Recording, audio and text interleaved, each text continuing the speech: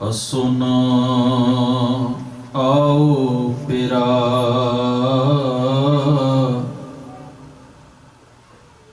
सातन चूर मोई तां मिलिए प्रभ मेले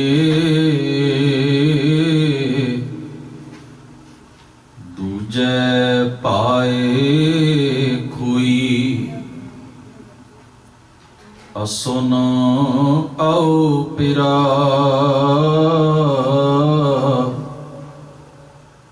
सातन चूर मोई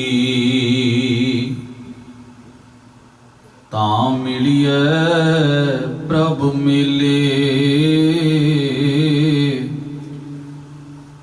दूजे पाए खोई झूठ विगुती तां बिर मुती कुकह का से फुले आगे काम पिछे रुत जाडा देख चलत मन डोले दाह दिश शाख हरी हरियावल सहज पकै सो मीठा नानक असुन मिलो प्यारे सतगुर भय बसीठा दाह दिश शाख हरी हरियावल सहज पकै सो मीठा नानक असुन मिलो प्यारे सतगुर भय बसीठा। वाहिगुरु जी का खालसा वाहिगुरु जी की फतेह। शब्द गुरु धन धन गुरु ग्रंथ साहिब सच्चे पातशाह सतगुरु जी दे पावन दरबार दीयां हाजरियां पर रहे गुरु सवारे सत संगी जनों अकाल पुरख जी की अपार रहमत कृपा का सदका गुरु महाराज के पावन हजूर सज के सतगुरु के प्यारिਆਂ पासों आप जी ने अमृतमयी पावन बाणी का कीर्तन श्रवण किया है। सतगुरु गुरु नानक साहब महाराज जी की उच्चारण की हुई पावन बाणी 12 महाराग तुखारी दे विचों जिसकी लड़ीवार कथा विचार आप जी बड़े अदब सहित श्रवण करते हो। इस विचों आप जी ने जो सतगुरु गुरु नानक महाराज जी ने देसी महीनों का जो संकेत और प्रमाण वरत के अपना मुबारक उपदेश साडे नाल साझा किया है। पशु के महीने का उच्चारण किया हुआ सतगुरां का उपदेश पाठ रूप में आप जी ने सुनिया है। 3 रुतां नूं जो कि पहले 6 महीनों के विच सतगुरु धन गुरु अर्जन साहब जी ने अपने रुती सलोकां विच बयान कीतियां हन। बसंत रुत नूं चेत और वैसाख की रुत आख्या है। ग्रीखम गर्मी की रुत नूं जेठ और हाड़ की रुत आख्या है और इस तो अगे बरसात रुत नूं सावण और भादों की रुत आख्या है। इस दे नाल ही रुती सलोकां दे विच धन गुरु अर्जन साहब महाराज जी ने जो चौथी रुत बयान की है वो है सरद रुत। ਜਿਸ ਨੂੰ ਗੁਰੂ ਅਰਜਨ ਸਾਹਿਬ ਮਹਾਰਾਜ ਲਿਖਦੇ ਹਨ, ਰੁੱਤ ਸਰਦ ਅਡੰਬਰੋ ਅਸੂ ਕਤਕੇ ਹਰ ਪਿਆਸ ਜੀਓ। ਮਹਾਰਾਜ ਕਹਿੰਦੇ ਨੇ ਅਸੂ ਦੇ ਮਹੀਨੇ ਦੇ ਵਿੱਚ, ਕੱਤਕ ਦੇ ਮਹੀਨੇ ਦੇ ਵਿੱਚ ਸਰਦੀ ਰੁੱਤ ਦੀ ਆਮਦ ਹੁੰਦੀ ਹੈ, ਭਾਵ ਗਰਮੀ ਦਾ, ਚੁਮਾਸੇ ਦਾ ਉਹ ਸਮਾਂ ਬਤੀਤ ਹੋ ਜਾਂਦਾ ਹੈ ਤੇ ਹੌਲੀ ਹੌਲੀ ਮੌਸਮ ਠੰਡਾ ਹੋਣਾ ਸ਼ੁਰੂ ਹੋ ਜਾਂਦਾ ਹੈ। ਧੰਨ ਸਤਿਗੁਰੂ ਗੁਰੂ ਅਰਜਨ ਸਾਹਿਬ ਮਹਾਰਾਜ ਜੀ ਨੇ ਆਪਣੇ ਉਚਾਰਨ ਕੀਤੇ ਹੋਏ 12 ਮਾਹ ਦੇ ਵਿੱਚ ਅਸੁਨ ਪ੍ਰੇਮ ਉਮਾੜਾ ਕਿਉਂ ਮਿਲੀਐ ਹਰ ਜਾਏ, ਮਨ ਤਨ ਪਿਆਸ ਦਰਸ਼ਨ ਘਣੀ ਕੋਈ ਆਣ ਮਿਲਾਵੇ ਮਾਏ। ਇਸ ਭਾਵ ਦਾ ਜ਼ਿਕਰ ਕੀਤਾ ਹੈ ਕਿ ਮੇਰੇ ਮਨ ਅੰਦਰ ਇਸ ਗੱਲ ਨੂੰ ਲੈ ਕੇ ਬੜਾ ਭਾਰੀ ਪ੍ਰੇਮ ਹੈ, ਉਛਾਲਾ ਹੈ ਪ੍ਰੇਮ ਦਾ, ਔਰ ਮੇਰੇ ਮਨ ਅੰਦਰ ਇਹ ਪ੍ਰਸ਼ਨ ਹੈ ਕਿ ਮੈਂ ਕਿਵੇਂ ਉਸ ਪਿਆਰੇ ਅਕਾਲ ਪੁਰਖ ਨੂੰ ਮਿਲਾਂ ਜਿਸ ਦਾ ਪਿਆਰ ਮੇਰੇ ਹਿਰਦੇ ਵਿੱਚ ਵਸਿਆ ਹੋਇਆ ਹੈ। ਧੰਨ ਗੁਰੂ ਗ੍ਰੰਥ ਸਾਹਿਬ ਮਹਾਰਾਜ ਸੱਚੇ ਪਾਤਸ਼ਾਹ ਜੀ ਦੀ ਪਾਵਨ ਬਾਣੀ ਵਿੱਚ ਜਦੋਂ ਜਗਿਆਸੂ ਭਾਵ ਦੇ ਨਾਲ ਉਸ ਪ੍ਰੇਮ ਭਰੀ ਬਿਰਤੀ ਦਾ ਜ਼ਿਕਰ ਗੁਰੂ ਮਹਾਰਾਜ ਨੇ ਬਾਣੀ ਦੇ ਵਿੱਚ ਕੀਤਾ ਹੈ ਤੇ ਫਰਮਾਇਆ ਹੈ,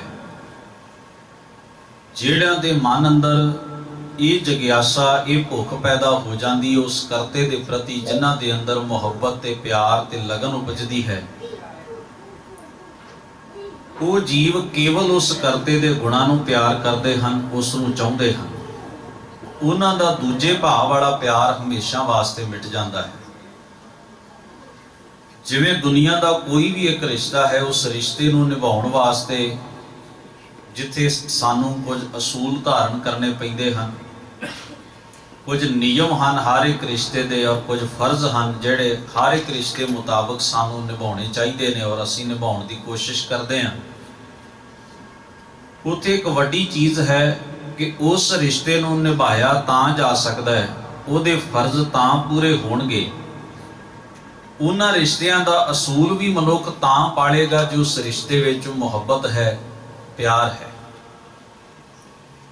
ਕੋਈ ਵੀ ਰਿਸ਼ਤਾ ਸੰਸਾਰ ਦਾ ਵੀ ਭਾਵੇਂ ਹੈ, ਅਸੀਂ ਉਸ ਨੂੰ ਮਜਬੂਰੀ ਵਸ ਕਿਸੇ ਨੂੰ ਮਨਾ ਨਹੀਂ ਸਕਦੇ ਕਿ ਉਹ ਇਸ ਢੰਗ ਨਾਲ ਰਿਸ਼ਤਾ ਨਿਭਾਏ।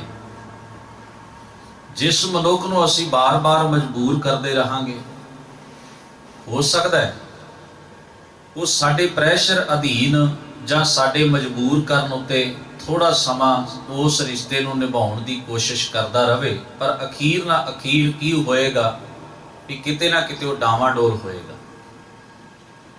ਸਹੀ ਮਾਇਨਿਆਂ 'ਚ ਕੋਈ ਵੀ ਸੰਬੰਧ ਉਦੋਂ ਪੂਰਾ ਨਿਭਦਾ ਹੈ ਜੇ ਉਸ ਵਿੱਚ ਰਿਸ਼ਤੇ ਦੇ ਵਿੱਚ ਪਿਆਰ ਦਾ, ਮੁਹੱਬਤ ਦਾ ਨਿੱਘ ਹੈ, ਜਿੱਥੇ ਮਨੁੱਖ ਆਪ ਇਸ ਗੱਲ ਨੂੰ ਨਿਭਾਉਣ ਵਾਸਤੇ ਆਪ ਤਤਪਰ ਹੋਵੇ। ਜ਼ਬਰਦਸਤੀ ਨਹੀਂ ਹੋ ਸਕਦੀ।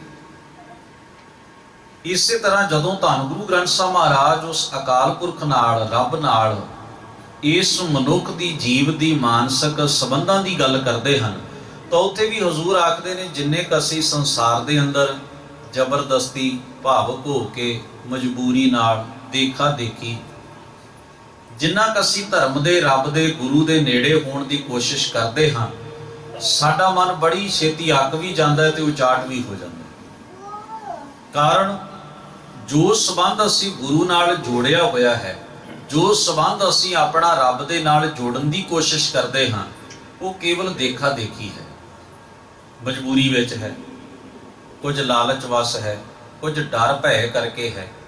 ਉਸ ਵਿੱਚ ਹਜ਼ੂਰ ਮਹਾਰਾਜ ਕਹਿੰਦੇ ਉਹ ਮੁਹੱਬਤ, ਉਹ ਪਿਆਰ ਨਹੀਂ ਜਿਸ ਦੀ ਵਜ੍ਹਾ ਨਾਲ ਇਹ ਰਿਸ਼ਤਾ ਜਿਹੜਾ ਹੈ ਮਨੁੱਖ ਧੁਰ ਅੰਦਰੋਂ ਸਮਰਪਣ ਭਾਵ ਨਾਲ ਨਿਭਾ ਸਕੇ।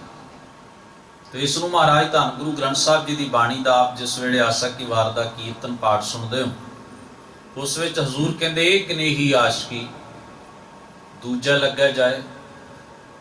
ਮਹਾਰਾਜ ਕਹਿੰਦੇ ਇਹ ਕਿਹੋ ਜਿਹੀ ਮੁਹੱਬਤ, ਕਿਹੋ ਜਿਹਾ ਪਿਆਰ ਹੋਇਆ ਜਿੱਥੇ ਮਨੁੱਖ ਦੀ ਸੁਰਤ ਅਜੇ ਵੀ ਕਿਸੇ ਹੋਰ ਚੀਜ਼ ਵਿੱਚ ਅਟਕੀ ਹੋਈ ਹੈ।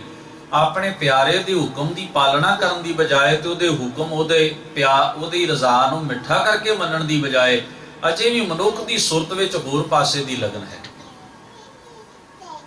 ਨਾਨਕ ਆਸ਼ਿਕ ਕਾਂਢੀਏ ਸਦ ਹੀ ਰਹਿ ਸਮਾਏ। ਅਸਲ ਪਿਆਰਾ ਉਹ ਹੈ ਜਿਹੜਾ ਆਪਣੇ ਪਿਆਰੇ ਦੇ ਹੁਕਮ ਵਿੱਚ ਸਦਾ ਹੀ ਸਮਾਇਆ ਰਹਿੰਦਾ ਤੇ ਉਹਦੇ ਹਰ ਬਚਨ ਨੂੰ ਸਤ ਕਰਕੇ ਮੰਨਦਾ ਹੈ। ਉਜਰ ਨਹੀਂ। ਇਸ ਵਾਸਤੇ ਹਜ਼ੂਰ ਮਹਾਰਾਜ ਨੇ ਇਹ ਵੀ ਨਾਲ ਸੰਕੇਤ ਦਿੱਤਾ ਕਿ ਏਕ ਨੇਹੀ ਆਸ਼ਕੀ ਜਿਤ ਭਉ ਖਸਮ ਨਾ ਜਾਏ, ਕਿ ਜਿਸ ਦੇ ਮਨ ਅੰਦਰ ਆਪਣੇ ਉਸ ਪਿਆਰੇ ਪ੍ਰਭੂ ਦੇ ਪ੍ਰਤੀ ਡਰ ਹੈ, ਖੌਫ ਦੇ ਥੱਲੇ ਰਹਿ ਕੇ, ਡਰ ਦੇ ਥੱਲੇ ਰਹਿ ਕੇ ਜਿਹੜਾ ਉਹ ਇਸ ਸਾਂਝ ਨੂੰ ਪਾਲ ਰਿਹਾ ਹੈ, ਜਦੋਂ ਕਿਸੇ ਨੇ ਉਹਦੇ ਮਨ ਦੇ ਡਰ ਦਾ ਪਰਦਾ ਚੁੱਕ ਦਿੱਤਾ, ਸੁਭਾਵਕ ਹੈ ਉਹ ਉਸ ਰਿਸ਼ਤੇ ਨੂੰ ਨਿਭਾਉਣ ਤੋਂ ਇਨਕਾਰੀ ਹੋ ਜਾਏਗਾ। ਭੈ ਵਿੱਚ ਨਹੀਂ, ਮਜਬੂਰੀ ਵਿੱਚ ਨਹੀਂ। ਤੋ ਇਸ ਦੀ ਗੱਲ ਕਰਦੇ ਹਾਂ, ਧੰਨ ਗੁਰੂ ਗ੍ਰੰਥ ਸਾਹਿਬ ਮਹਾਰਾਜ ਜੀ ਦੀ ਮੁਬਾਰਕ ਬਾਣੀ ਨੇ ਆਖਿਆ ਵੀ ਇਹ ਤਾਂ ਪ੍ਰੇਮ ਦਾ ਮਾਰਗ ਹੈ, ਜਿੱਥੇ ਆਪਣਾ ਆਪ ਉਸ ਕਰਤੇ ਦੇ ਹੁਕਮ ਨੂੰ, ਉਹਦੇ ਗੁਣਾਂ ਨੂੰ ਸਮਰਪਿਤ ਕਰਕੇ ਉਸ ਪਿਆਰੇ ਦੇ ਰਾਹ ਦੇ ਉੱਤੇ ਚੱਲਿਆ ਜਾਣਾ ਹੈ। ਤੇ ਨਾ ਕੋਈ ਮਾਣ ਹੈ, ਨਾ ਕੋਈ ਗਰੂਰ ਹੈ, ਨਾ ਕੋਈ ਹਉਮੈ ਹੈ, ਨਾ ਕੋਈ ਮਜਬੂਰੀ ਹੈ, ਨਾ ਕੋਈ ਲਾਲਚ ਹੈ, ਔਰ ਨਾ ਹੀ ਕੋਈ ਡਰ ਹੈ।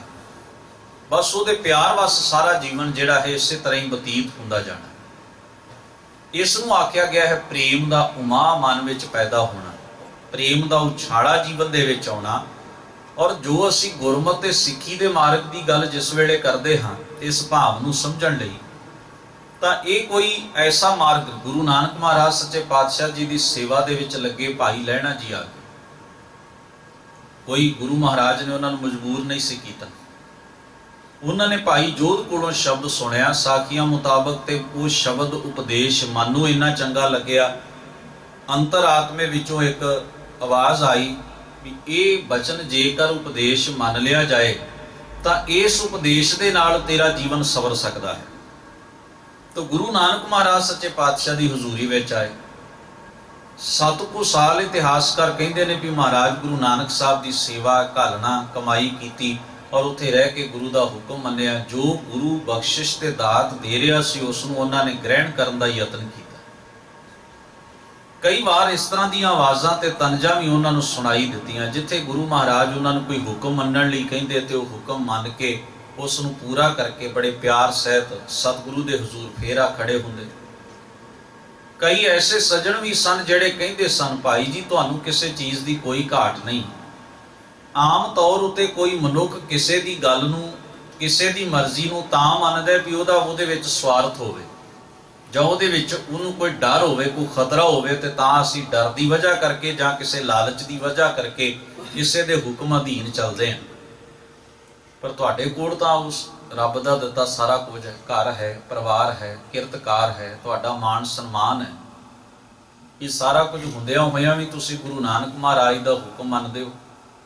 ਹਰ ਉਹ ਕਰਮ ਤੇ ਹਰ ਉਹ ਕਿਰਤ ਕਰਦੇ ਹੋ ਜਿਹੜੀ ਗੁਰੂ ਨਾਨਕ ਮਹਾਰਾਜ ਹੁਕਮ ਰੂਪ ਵਿੱਚ ਤੁਹਾਨੂੰ ਕਹਿ ਦਿੰਦੇ ਨੇ। ਉਹ ਵੀ ਕਿਰਤਕਾਰ ਕਰਦੇ ਹੋ ਜਿਹੜੇ ਮਜ਼ਦੂਰਾਂ ਦੇ ਕਰਨ ਵਾਲੇ ਕੰਮ ਹਨ। ਇਹ ਸਾਰਾ ਕੁਝ ਕਿਉਂ? ਤਾਂ ਹਜ਼ੂਰ ਮਹਾਰਾਜ ਦੀ ਮੁਬਾਰਕ ਬਾਣੀ ਦਾ ਇਹ ਬਚਨ ਸਾਨੂੰ ਯਾਦ ਰੱਖਣਾ ਚਾਹੀਦਾ ਹੈ ਕਿ ਸਹੀ ਕੋਈ ਕੋਏ ਮਨ ਨਿਮਾਣੀ ਇੱਕ ਤੂੰ। ਦੁਨੀਆ ਦਾ ਕੋਈ ਹੋਰ ਆਸਰਾ ਹੋਏਗਾ, ਹਰ ਮਨੁੱਖ ਆਪਣੇ ਆਪਣੇ ਆਸਰੇ ਉੱਤੇ ਮਾਣ ਕਰਦਾ ਹੈ, ਪਰ ਮੇਰਾ ਨਿਮਾਣੀ ਜਿੰਦ ਦਾ ਤੇ ਹੇ ਕਰਤੇ ਕੇਵਲ ਤੂੰ ਹੀ ਆਸਰਾ ਹੈ। ਕਿਉਂ ਨਾ ਮਰੀਜੈ ਰੋਏ ਜਾਨ ਲੱਗ ਚੇਤਨਾ ਆਵਹੀ।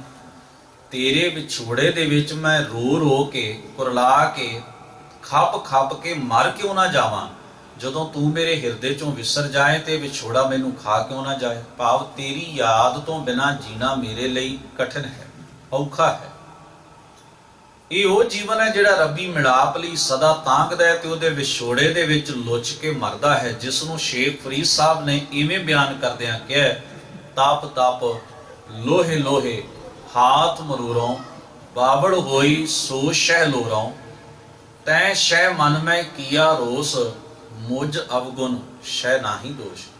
ਤੈ ਸਾਹਿਬ ਕੀ ਮੈਂ ਸਾਰ ਨਾ ਜਾਨੀ, ਜੋਬਨ ਖੋਏ ਪਾਸ਼ੈ ਪਸ਼ੁਤਾਨੀ।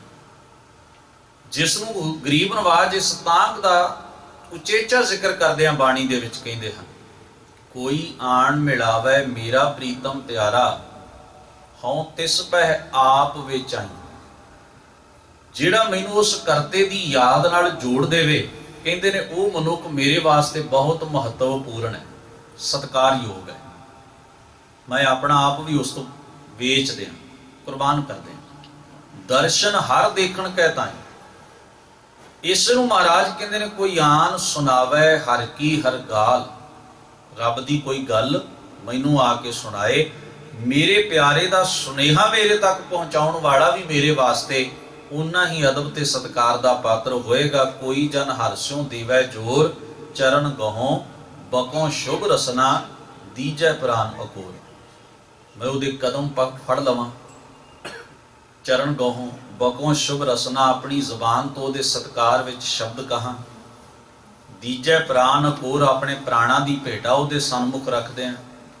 ਇਹ ਸਾਰੇ ਇੱਕ ਭਾਵਵਾਚਕ ਸ਼ਬਦ ਹਨ, ਭਾਵਨਾ ਦੀ ਪੂਰਤੀ ਕਰਦੇ ਹਨ। ਔਰ ਇਹ ਸ਼ਬਦ ਕਿਉਂ ਹਨ ਇਸ ਤਰ੍ਹਾਂ ਵੀ ਜਿਹੜਾ ਮੈਨੂੰ ਕਰਤੇ ਦਾ ਸੁਨੇਹਾ ਦਿੰਦਾ ਹੈ, ਕਰਤੇ ਦੀ ਗੱਲ ਕਰਦਾ ਹੈ, ਮੇਰੇ ਪਿਆਰੇ ਮਹਿਬੂਬ ਅਕਾਲ ਪੁਰਖ ਦੀ ਮੇਰੇ ਸਾਹਮਣੇ ਆ ਕੇ ਕੋਈ ਸਿਫਤੋ ਸਲਾਹ ਕਰਦਾ ਹੈ, ਉਹ ਮੇਰੇ ਲਈ ਆਦਰ ਤੇ ਸਤਿਕਾਰ ਔਰ ਰਿਸਪੈਕਟ ਦਾ ਪਾਤਰ ਹੈ। ਕਿਉਂ? ਕਿਉਂਕਿ ਮੈਂ ਉਸ ਕਰਤੇ ਦੀ ਉਸਤਤ ਦੇ ਨਾਲ ਹੀ ਜੀ ਰਿਹਾ ਹਾਂ। ਉਸ ਅਕਾਲ ਪੁਰਖ ਨਾਲ ਮੈਨੂੰ ਇੰਨਾ ਪਿਆਰ ਹੈ ਵੀ ਉਹਦੀ ਹਰ ਚੀਜ਼ ਮੈਨੂੰ ਚੰਗੀ ਲੱਗਦੀ। ਸੰਸਾਰ ਅੰਦਰ ਤੁਸੀਂ ਵੇਖਣਾ, ਜਿਹੜੇ ਮਹਾਨ ਧਾਰਮਿਕ ਮਹਾਂਪੁਰਖਾਂ ਨੂੰ ਕੋਈ ਮੰਨਦਾ, ਜਿਵੇਂ ਅਸੀਂ ਸਤਿਗੁਰੂ ਧੰਨ ਗੁਰੂ ਨਾਨਕ ਮਹਾਰਾਜ ਸੱਚੇ ਪਾਤਸ਼ਾਹ ਨੂੰ ਆਪਣਾ ਇਸ਼ਟ ਮੰਨਦੇ ਹਾਂ। ਗੁਰੂ ਨਾਨਕ ਮਹਾਰਾਜ ਜੀ ਦੇ ਜੀਵਨ ਦੀ ਗੱਲ ਹੋ ਰਹੀ ਹੋਵੇ ਤੇ ਜਦੋਂ ਨਨਕਾਣਾ ਸਾਹਿਬ ਦਾ ਨਾਮ ਆ ਜਾਏ, ਤੁਹਾਡੇ ਮਨ ਅੰਦਰ ਇੱਕ ਅਜੀਬ ਚਰਨਾਹਟ ਛਿੜ ਜਾਂਦੀ ਹੈ। ਜਦੋਂ ਕਰਤਾਰਪੁਰ ਦਾ ਜ਼ਿਕਰ ਆ ਜਾਏ, ਜਦੋਂ ਧੰਨ ਗੁਰੂ ਨਾਨਕ ਸਾਹਿਬ ਸੱਚੇ ਪਾਤਸ਼ਾਹ ਦੇ ਮਾਤਾ ਔਰ ਪਿਤਾ ਦਾ ਜ਼ਿਕਰ ਆ ਜਾਏ, ਜਦੋਂ ਖਡੂਰ ਦੀ ਧਰਤੀ ਦਾ ਜ਼ਿਕਰ ਆ ਜਾਏ ਜਿੱਥੇ ਆ ਕੇ ਸਤਿਗੁਰੂ ਗੁਰੂ ਅੰਗਦ ਸਾਹਿਬ ਮਹਾਰਾਜ ਨੇ ਟਿਕਾਣਾ ਕੀਤਾ, ਜਦੋਂ ਮੀਰੀ ਤੇ ਪੀਰੀ ਦੇ ਮਾਲਕ ਸਾਹਿਬ ਧੰਨ ਗੁਰੂ ਹਰਗੋਬਿੰਦ ਸਾਹਿਬ ਮਹਾਰਾਜ ਦਾ ਜ਼ਿਕਰ ਆਏ ਤੇ ਉਹਨਾਂ ਦੇ ਨਾਲ ਜੁੜੀਆਂ ਹੋਈਆਂ ਚੀਜ਼ਾਂ, ਹੋਰ ਤਾਂ ਹੋਰ ਤੁਸੀਂ ਦਸਮ ਪਾਤਸ਼ਾਹ ਗੁਰੂ ਗੋਬਿੰਦ ਸਿੰਘ ਸਾਹਿਬ ਨੂੰ ਨੀਲੇ ਦਾ ਸ਼ਾਹ ਸਵਾਰ ਕਹਿ ਕੇ, ਕਲਗੀਆਂ ਵਾਲਾ ਕਹਿ ਕੇ, ਬਾਜਾਂ ਵਾਲਾ ਸਤਿਗੁਰੂ ਕਹਿ ਕੇ ਯਾਦ ਕਰਦੇ ਹੋ। ਹੁਣ ਨਾ ਤਾਂ ਸਿੱਖ ਕਿਸੇ ਘੋੜੇ ਦਾ ਪੁਜਾਰੀ ਹੈ, ਨਾ ਬਾਜ ਦਾ ਪੁਜਾਰੀ ਹੈ, ਨਾ ਕਲਗੀ ਦਾ ਚੇਲਾ ਹੈ, ਪਰ ਇਹ ਚਿੰਨ੍ਹ ਜਿਹੜੇ ਸਨ ਦਸਮ ਪਾਤਸ਼ਾਹ ਹਜ਼ੂਰ ਨੇ ਧਾਰਨ ਕੀਤੇ। ਇਸ ਕਰਕੇ ਉਹਨਾਂ ਚੀਜ਼ਾਂ ਦੇ ਨਾਮ ਤੋਂ ਹੀ ਤੁਸੀਂ ਆਪਣੇ ਗੁਰੂ ਨੂੰ ਯਾਦ ਕਰਦੇ ਹੋ। ਗੁਰੂ ਮਹਾਰਾਜ ਨੇ ਚਿੰਨ੍ਹ ਧਾਰਨ ਕੀਤੇ, ਬਾਦਸ਼ਾਹੀ ਚਿੰਨ੍ਹ ਸਨ ਵੀ ਉਹਨਾਂ ਨੇ ਆਪਣੇ ਕੋਲ ਬਾਜ ਰੱਖਿਆ, ਉਹਨਾਂ ਨੇ ਆਪਣੇ ਸੀਸ ਉੱਤੇ ਸੱਜੇ ਹੋਏ ਦਸਤਾਰੇ ਉੱਤੇ ਕਲਗੀ ਸਜਾਈ, ਉਹ ਸੋਹਣੇ ਘੋੜੇ ਦੀ ਸਵਾਰੀ ਕਰਦੇ ਸਨ। ਉਹਨਾਂ ਚੀਜ਼ਾਂ ਦਾ ਨਾਮ ਲੈ ਕੇ ਅਸੀਂ ਦਸਮ ਪਾਤਸ਼ਾਹ ਹਜ਼ੂਰ ਨੂੰ, ਕਈ ਵਾਰ ਅਸੀਂ ਗੁਰੂ ਗੋਬਿੰਦ ਸਿੰਘ ਸਾਹਿਬ ਨਹੀਂ ਕਵਾਂਗੇ ਪਰ ਕਲਗੀਆਂ ਵਾਲੇ ਕਹਿ ਦਿਆਂਗੇ, ਬਾਜਾਂ ਵਾਲੇ ਕਹਿ ਦਿਆਂਗੇ, ਨੀਲੇ ਦਾ ਸ਼ਾਹ ਸਵਾਰ ਕਹਿ ਦਿਆਂਗੇ, ਪੁੱਤਰਾਂ ਦਾ ਦਾਨੀ ਕਹਿ ਦਿਆਂਗੇ। ਜਦੋਂ ਸਾਡੇ ਮਨ ਦੇ ਅੰਦਰ ਚਮਕੌਰ ਦਾ ਕਿਧਰੇ ਜ਼ਿਕਰ ਚੱਲੇ ਤੇ ਮਨ ਅੰਦਰ ਅਜੀਬ ਕਿਸਮ ਦੀ ਝੁਣਝੁਣੀ ਆ ਜਾਂਦੀ ਹੈ, ਸਰਹੰਦ ਦੀ ਖੂਨੀ ਦੀਵਾਰ ਦੀ ਗੱਲ ਚੱਲੇ ਤਾਂ ਮਨ ਅੰਦਰ ਕਿੰਨਾ ਅਦਬ ਸਤਿਕਾਰ ਉਹਨਾਂ ਮਹਾਨ ਸ਼ਹੀਦਾਂ ਦੇ ਪ੍ਰਤੀ, ਸਾਡੇ ਬਜ਼ੁਰਗ ਬਾਬਿਆਂ ਪ੍ਰਤੀ ਭਰ ਜਾਂਦਾ ਹੈ। ਹੁਣ ਹੈ ਚਿੰਨ੍ਹ ਸਾਰੇ ਚਿੰਨ੍ਹ ਹੀ ਨੇ, ਪਰ ਕਿਉਂ ਇਹਨਾਂ ਚੀਜ਼ਾਂ ਦਾ ਨਾਮ ਲੈਂਦਿਆਂ ਸਾਰ ਸਾਡੇ ਮਨ ਅੰਦਰ ਕੁਝ ਖਾਸ ਵਾਪਰਦਾ? ਕਿਉਂਕਿ ਇਹਨਾਂ ਦੇ ਨਾਲ ਸਾਡੇ ਉਹਨਾਂ ਪਿਆਰਿਆਂ ਦੀਆਂ ਯਾਦਾਂ ਜੁੜੀਆਂ ਹੋਈਆਂ ਨੇ ਜਿਨ੍ਹਾਂ ਦਾ ਆਦਰ, ਜਿਨ੍ਹਾਂ ਦਾ ਸਤਿਕਾਰ, ਜਿਨ੍ਹਾਂ ਦਾ ਅਦਬ ਸਾਡੀ ਸੁਰਤ ਵਿੱਚ ਧੁਰ ਡੂੰਘਾਈ ਤੱਕ ਉਤਰਿਆ ਹੋਇਆ। ਇਸ ਕਰਕੇ ਸਾਰੀਆਂ ਆਮ ਚੀਜ਼ਾਂ ਤੁਸੀਂ ਵੇਖੋ ਕਿ ਬਾਜ ਹੋਣਾ, ਘੋੜਾ ਹੋਣਾ, ਕਲਗੀ ਲਾਉਣੀ, ਬੜੀ ਦੁਨੀਆ ਦੇ ਵਿੱਚ ਬੜੇ ਲੋਕ ਨੇ ਜਿਨ੍ਹਾਂ ਨੇ ਕਲਗੀਆਂ ਲਾਈਆਂ ਨੇ ਪਰ ਕਿਸੇ ਨੂੰ ਤੁਸੀਂ ਉਸ ਦੀ ਕਲਗੀ ਕਰਕੇ ਯਾਦ ਨਹੀਂ ਰੱਖਿਆ। ਬੜੇ ਲੋਕਾਂ ਨੇ ਸੋਹਣੇ ਸੋਹਣੇ ਘੋੜਿਆਂ ਦੀਆਂ ਸਵਾਰੀਆਂ ਕੀਤੀਆਂ ਪਰ ਉਹਨਾਂ ਘੋੜਿਆਂ ਦੀ ਸਵਾਰੀ ਕਰਕੇ ਤੁਸੀਂ ਕਿਸੇ ਨੂੰ ਆਪਣੇ ਅੰਦਰ ਯਾਦ, ਉਹਦਾ ਚੇਤਾ ਨਹੀਂ ਵਸਾ ਕੇ ਰੱਖਿਆ। ਬੜੇ ਲੋਕਾਂ ਦੀ ਇਸ ਸੰਸਾਰ ਵਿੱਚ ਜੰਗਾਂ ਹੋਈਆਂ, ਤੁਹਾਨੂੰ ਬਹੁਤਿਆਂ ਦਾ ਜ਼ਿਕਰ ਹੀ ਨਹੀਂ ਪਤਾ ਹੋਏਗਾ ਇਤਿਹਾਸ ਵਿੱਚੋਂ ਵੀ ਕਿਹੜੀ ਕਿੱਥੇ ਵੱਡੀ ਜੰਗ ਹੋਈ ਤੇ ਕਿੰਨੇ ਲੋਕ ਮਾਰੇ ਗਏ ਤੇ ਕਿਹੜਾ ਬਹਾਦਰੀ ਨਾਲ ਲੜਿਆ। ਪਰ ਇਹ ਕੁਝ ਚੀਜ਼ਾਂ ਦਾ ਖਾਸ ਜ਼ਿਕਰ ਸਾਡੇ ਮਨਾਂ ਅੰਦਰ ਸਮਾਇਆ ਪਿਆ, ਕਿਉਂਕਿ ਜਿਨ੍ਹਾਂ ਨੂੰ ਅਸੀਂ ਪਿਆਰ ਕਰਦੇ ਹਾਂ ਉਹਨਾਂ ਦੀ ਯਾਦ ਇਹਨਾਂ ਚੀਜ਼ਾਂ ਨਾਲ ਜੁੜੀ ਹੋਣ ਕਰਕੇ ਅਸੀਂ ਇਹਨਾਂ ਚੀਜ਼ਾਂ ਦਾ ਉਚੇਚਾ ਜ਼ਿਕਰ ਕਰਦੇ ਹਾਂ। ਤੇ ਜਦੋਂ ਇਹਨਾਂ ਦੀ ਗੱਲ ਚੱਲੇ ਤੇ ਸਾਡੀ ਸੁਰਤ ਆਪ ਮੁਹਾਰੇ ਹੀ ਉਹਨਾਂ ਪਿਆਰਿਆਂ ਦੀ ਯਾਦ ਵਿੱਚ ਜੁੜ ਜਾਂਦੀ। ਇਹ ਇੱਕ ਐਸਾ ਮਾਨਸਿਕ ਸੰਬੰਧ ਹੈ, ਇਹ ਇੱਕ ਐਸੇ ਮਨੋਵੇਗ ਹਨ, ਇੱਕ ਐਸੀ ਭਾਵਨਾ ਤੇ ਜਜ਼ਬਾਤ ਹੈ ਵੀ ਇਹ ਚੀਜ਼ਾਂ ਆਪਣੇ ਆਪ ਸਾਡੇ ਅੰਦਰ ਉਹ ਚੀਜ਼ ਪੈਦਾ ਕਰ ਦਿੰਦੀਆਂ ਨੇ। ਬਸ ਇਸੇ ਤਰ੍ਹਾਂ ਇਸ ਨੁਕਤੇ ਨੂੰ ਸਮਝਣਾ ਕਿ ਧੰਨ ਸਤਿਗੁਰੂ ਗੁਰੂ ਗ੍ਰੰਥ ਸਾਹਿਬ ਮਹਾਰਾਜ ਕਹਿੰਦੇ ਨੇ, ਜਿਨ੍ਹਾਂ ਜੀਵਾਂ ਦੀ, ਮਨੁੱਖਾਂ ਦੀ ਉਸ ਰੱਬ ਨਾਲ ਲਗਨ ਤੇ ਪਿਆਰ ਤੇ ਮੁਹੱਬਤ ਬਣ ਜਾਂਦੀ ਹੈ, ਉਹਨਾਂ ਨੂੰ ਉਹਦੀ ਪੈਦਾ ਕੀਤੀ ਹੋਈ ਕੁਦਰਤ ਨਾਲ ਨਫ਼ਰਤ ਨਹੀਂ ਰਹਿ ਜਾਂਦੀ। ਉਹਨਾਂ ਨੂੰ ਸਾਰੇ ਸੰਸਾਰ ਦੇ ਬੰਦੇ ਜਿਹੜੇ ਹਨ ਉਹ ਕੁਦਰਤ ਦੇ ਬੰਦੇ ਨਜ਼ਰ ਆਉਂਦੇ ਨੇ, ਇੱਕ ਨੂਰ ਤੋਂ ਪੈਦਾ ਹੋਏ ਮਨੁੱਖ ਨਜ਼ਰ ਆਉਂਦੇ ਨੇ। ਧੰਨ ਗੁਰੂ ਨਾਨਕ ਮਹਾਰਾਜ ਦੂਰ ਦਰਾਜ਼ ਗਏ ਉਦਾਹਰਨ ਦਿੰਦਾ ਹਾਂ ਵੀ ਜਿਹੜੇ ਲੋਕਾਂ ਨੂੰ ਉਹ ਜਾਣਦੇ ਨਹੀਂ ਉਹਨਾਂ ਨੂੰ ਜਾ ਕੇ ਉਹ ਮੱਤ ਉਪਦੇਸ਼ ਚੰਗੇ ਜੀਵਨ ਦੀ ਪ੍ਰੇਰਣਾ ਕਰ ਰਹੇ ਹਨ। ਸੱਜਣ ਪਿਆ ਠੱਗੀਆਂ ਮਾਰੇ, ਗੁਰੂ ਨਾਨਕ ਮਹਾਰਾਜ ਨਾਲ ਤਾਂ ਉਹਨੂੰ ਕੋਈ ਠੱਗੀ ਨਹੀਂ ਨਾ ਮਾਰੀ। ਮਾਰਦਾ ਹੋਏਗਾ ਜਿਸ ਨਾਲ ਉਹ ਠੱਗੀ ਮਾਰਦਾ ਉਹ ਜਾਣੇ। ਹਰ ਕੋਈ ਬੰਦਾ ਇਹ ਸੋਚਦਾ ਵੀ ਛੱਡੋ ਅਸੀਂ ਕੀ ਲੈਣਾ, ਜਦੋਂ ਸਾਡੇ ਨਾਲ ਠੱਗੀ ਵੱਜੇਗੀ ਵੇਖ ਲਵਾਂਗੇ, ਸਾਨੂੰ ਕੀ ਲੋੜ ਹੈ। ਪਰ ਧੰਨ ਸਤਿਗੁਰੂ ਗੁਰੂ ਨਾਨਕ ਮਹਾਰਾਜ ਸੱਚੇ ਪਾਤਸ਼ਾਹ ਇਹ ਜਾਣਦੇ ਨੇ ਵੀ ਜੇ ਉਸਨੇ ਮੇਰੇ ਨਾਲ ਠੱਗੀ ਨਹੀਂ ਮਾਰੀ ਤੇ ਘੱਟੋ ਘੱਟ ਜਿਨ੍ਹਾਂ ਨਾਲ ਉਹ ਹੋਰ ਠੱਗੀਆਂ ਕਰਦਾ ਹੈ, ਸਮਝੋ ਮੇਰੇ ਨਾਲ ਹੀ ਠੱਗੀ ਵੱਜ ਗਈ ਇੱਕ ਤਰ੍ਹਾਂ ਦੀ। ਯਾਨੀ ਕਿ ਆਪਣੀ ਜ਼ਿੰਮੇਵਾਰੀ ਜਿਸ ਨੂੰ ਅਸੀਂ ਕਹਿੰਦੇ ਹਾਂ, ਇਹ ਸੰਸਾਰ ਵਿਗੜਿਆ ਵੀ ਮਨੁੱਖ ਦੀ ਗੈਰ ਜ਼ਿੰਮੇਵਾਰੀ ਕਰਕੇ ਹੀ ਹੈ। ਜਿੰਨੇ ਲੋਕ ਲਾਪਰਵਾਹ ਹੁੰਦੇ ਜਾਣਗੇ ਨਾ ਸੁਸਾਇਟੀ ਵਿਗੜਦੀ ਜਾਏਗੀ। ਜਿੰਨੇ ਲੋਕ ਰਿਸਪੌਂਸਿਬਲ ਹੁੰਦੇ ਜਾਣਗੇ, ਆਪਣੀ ਆਪਣੀ ਜ਼ਿੰਮੇਵਾਰੀ ਆਪ ਚੁੱਕਣੀ ਸ਼ੁਰੂ ਕਰ ਦੇਣਗੇ, ਕਿਤੇ ਗਲਤ ਹੋ ਰਿਹਾ ਹੈ, ਕਿਤੇ ਗਲਤ ਵਾਪਰ ਰਿਹਾ ਹੈ, ਉਸ ਦੇ ਖਿਲਾਫ ਖਲੋਣਗੇ, ਉਸ ਨੂੰ ਸੁਧਾਰਨ ਦੀ ਕੋਸ਼ਿਸ਼ ਕਰਨਗੇ, ਤਾਂ ਆਪਣੇ ਆਪ ਹੀ ਸਾਰਾ ਢਾਂਚਾ ਠੀਕ ਹੋ ਜਾਏਗਾ। ਜਿੱਥੇ ਹੈਰਾਨੀ ਦੀ ਗੱਲ ਹੈ, ਰਾਜਾ ਜੋ ਸੱਤਾ ਦਾ ਪੋਲੀਟੀਕਲ ਪਾਵਰ ਦਾ ਕੇਂਦਰ ਬਿੰਦੂ ਹੈ, ਧਾਰਮਿਕ ਮਨੁੱਖ ਜਿਸ ਦੀ ਇਹ ਜ਼ਿੰਮੇਵਾਰੀ ਸੀ ਕਿ ਉਸਨੇ ਸੱਚ ਦਾ, ਧਰਮ ਦਾ, ਅਸੂਲਾਂ ਦਾ ਪ੍ਰਚਾਰ ਕਰਕੇ ਸਮਾਜ ਨੂੰ ਡਿਵੈਲਪ ਕਰਨਾ ਹੈ, ਤੇ ਜਿੱਥੇ ਆਮ ਮਨੁੱਖ ਜਿਸ ਦਾ ਕਰਮ ਸੀ ਵੀ ਉਸਨੇ ਆਪਣੇ ਕਾਜ ਪ੍ਰਤੀ ਸੁਹਿਰਦ ਹੋਣਾ ਹੈ, ਜਿੱਥੇ ਸਾਰਿਆਂ 'ਚ ਹੀ ਬਰਾਬਰ ਵਿਗਾੜ ਪੈਦਾ ਹੋ ਜਾਏਗਾ, ਤੁਸੀਂ ਉਸ ਸੁਸਾਇਟੀ ਦਾ ਅੰਦਾਜ਼ਾ ਲਾਓ ਵੀ ਉਹ ਕਿਸੇ ਨਰਕ ਤੋਂ ਘੱਟ ਹੈ, ਬਲਕਿ ਉਹ ਨਰਕ ਹੀ ਹੈ। ਕੋਈ ਵੀ ਜ਼ਿੰਮੇਵਾਰ ਨਹੀਂ। ਧਾਰਮਿਕ ਬੰਦਾ ਆਪਣੀ ਜ਼ਿੰਮੇਵਾਰੀ ਇਹ ਕਹਿ ਕੇ ਛੱਡ ਦਿੰਦਾ ਹੈ ਵੀ ਇਹ ਤਾਂ ਤੁਹਾਡੀ ਕਿਸਮਤ ਦੀ ਖੇਡ ਹੈ, ਫਿਰ ਤੇਰੀ ਜ਼ਿੰਮੇਵਾਰੀ ਕੀ ਹੈ। ਰਾਜਨੀਤਿਕ ਮਨੁੱਖ ਆਖਦਾ ਜੀ ਅਸੀਂ ਤੇ 5 ਸਾਲ ਕੰਮ ਕਰਨਾ, ਸਾਨੂੰ ਕੀ ਲੱਗੇ, ਮਗਰ ਲਿਆਉਣਗੇ ਤੇ ਉਹਨਾਂ ਤੋਂ ਕਰਵਾ ਲਿਓ, ਜ਼ਿੰਮੇਵਾਰੀ ਕਿਹਦੀ ਹੈ। ਲੋਕ ਆਖਦੇ ਨੇ ਜਿਹੜੇ ਸਾਡੇ ਕਰਨ ਵਾਲੇ ਕੰਮ ਹਨ ਜੀ ਉਹ ਧਾਰਮਿਕ ਬੰਦਾ ਕਰੇ, ਰਾਜਨੀਤਿਕ, ਜਾਨੀ ਕਿ ਅਸੀਂ ਆਪਣੇ ਆਪਣੇ ਕੰਮ ਦੂਜਿਆਂ ਦੇ ਉੱਤੇ ਸੁੱਟ ਕੇ ਆਪ ਫਾਰਗ ਹੋਣਾ ਚਾਹੁੰਦੇ ਹਾਂ। ਸਦੀਆਂ ਤਲਕ ਸਾਡਾ ਇਹੀ ਸਿਸਟਮ ਚੱਲਦਾ ਆ ਰਿਹਾ ਤੇ ਚੱਲਦਾ ਰਹੇਗਾ, ਔਰ ਜਿੰਨਾ ਚਿਰ ਹਰ ਮਨੁੱਖ ਇੱਕ ਗੈਰ ਜ਼ਿੰਮੇਵਾਰੀ ਵਾਲਾ ਕੰਮ ਕਰਦਾ ਰਹੇਗਾ, ਅਸੀਂ ਹੋਰ ਡੂੰਘੇ ਹਨੇਰੇ 'ਚ ਹੀ ਤੁਰਦੇ ਜਾਵਾਂਗੇ, ਚਾਨਣ 'ਚ ਕਦੇ ਨਹੀਂ ਆ ਸਕਦੇ। ਇੱਕ ਅੰਗਰੇਜ਼ ਆਫੀਸਰ ਨੇ ਇੱਕ ਐਸੇ ਨਿਹੰਗ ਸਿੰਘ ਨੂੰ ਵੇਖਿਆ, ਇੱਕ ਐਸੇ ਗੁਰਸਿੱਖ ਨੂੰ ਵੇਖਿਆ ਜਿਹੜਾ ਇੱਕ ਰਸਤਾ ਬਣਾ ਰਿਹਾ ਸੀ। ਉਹ ਮਿੱਟੀ ਦਾ ਤਸਲਾ ਭਰਦਾ, ਉੱਥੇ ਜਾ ਕੇ ਸੁੱਟਦਾ, ਉਹਨੂੰ ਪੱਧਰੀ ਕਰਦਾ ਤੇ ਉਸ ਨੂੰ ਕੁੱਟਦਾ ਵੀ ਰਾਹ ਮਿੱਟੀ ਜਿਹੜੀ ਹੈ ਬੈਠ ਜਾਏ, ਪੱਕੀ ਹੋ ਜਾਏ। ਉਹਨੇ ਪੁੱਛਿਆ ਤੂੰ ਇਹ ਕੀ ਕਰ ਰਿਹਾ? ਕਹਿਣ ਲੱਗਿਆ ਰਸਤਾ ਖਰਾਬ ਹੈ, ਇਹਨੂੰ ਮੈਂ ਠੀਕ ਕਰ ਰਿਹਾ। ਤੈਨੂੰ ਕਿਹਨੇ ਕਿਹਾ ਇਹ ਕੰਮ ਕਰਨ ਵਾਸਤੇ? ਕਹਿਣ ਲੱਗਿਆ ਜੀ ਕਿਹਾ ਤੇ ਮੇਰੇ ਗੁਰੂ ਨੇ, ਇਹ ਵਿੱਚ ਦੁਨੀਆ ਸੇਵ ਕਮਾਈ ਹੈ ਤਾਂ ਦਰਗਾਹ ਬੈਸਣ ਪਈ ਹੈ। ਮੇਰੇ ਕੋਲ ਸਮਾਂ ਸੀ, ਮੈਂ ਖਾਲੀ ਸੀ, ਕੰਮ ਵੀ ਮੈਨੂੰ ਮਿਲ ਗਿਆ ਵੀ ਆ ਕੰਮ ਕਰਨ ਵਾਲੇ ਤੋਂ ਵਿਹਲੇ ਬੈਠਣ ਨਾਲੋਂ ਚੰਗਾ ਹੈ ਕੁਝ ਚੰਗਾ ਕੰਮ ਕੀਤਾ ਜਾਏ। ਇਹਦੇ ਨਾਲ ਚੰਗੀ ਆਦਤ ਵਿੱਚ ਵਾਧਾ ਹੁੰਦਾ ਹੈ, ਮਨ ਪਵਿੱਤਰ ਹੁੰਦਾ ਹੈ। ਇਹ ਮੇਰੇ ਗੁਰੂ ਨੇ ਸੇਵਾ ਦੱਸੀ ਹੈ। ਸੇਵਾ ਦਾ ਮਤਲਬ ਇਕੱਲਾ ਭਾਂਡੇ ਮਾਂਜਣੇ ਜਾਂ ਜੋੜੇ ਸਾਫ਼ ਕਰਨੇ ਨਹੀਂ।